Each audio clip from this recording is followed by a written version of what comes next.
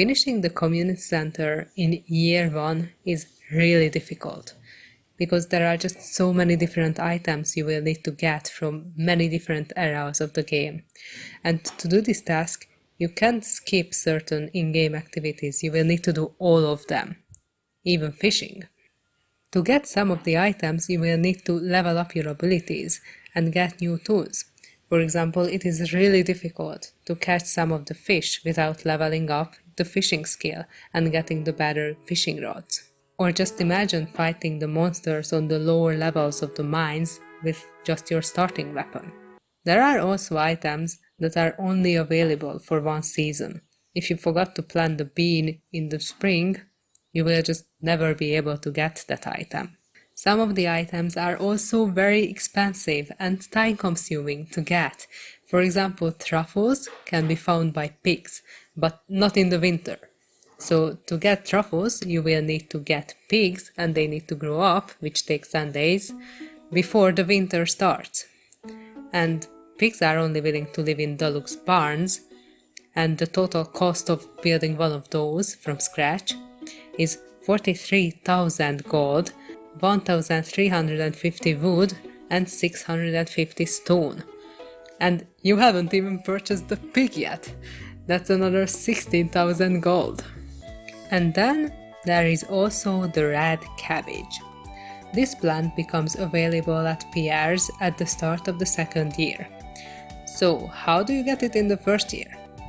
There is only one way to do it. You can buy it from the traveling cart. The only problem is that the traveling cart stock is random and is different every time. So getting this item is largely up to luck. And it is not guaranteed at all that you can get it in year 1. It is likely because the cart visits the town twice a week and on every day of the night market. But that is indeed an aspect of the challenge that is largely up to chance. So if finishing the community center in the first year is so difficult and complicated and might not even be possible to do, then why do it? And the thing is, I did it exactly because it is difficult and complicated and might not even be possible. It is a challenge after all, and it made me think about how I play the game. It forced me to make a plan and stick to it, which is what makes us effective, both in video games and in other aspects of life. It made me try all aspects of the game, and it gave me the motivation to excel at them all. In other words, I did it because it was hard, and it was a lot of fun.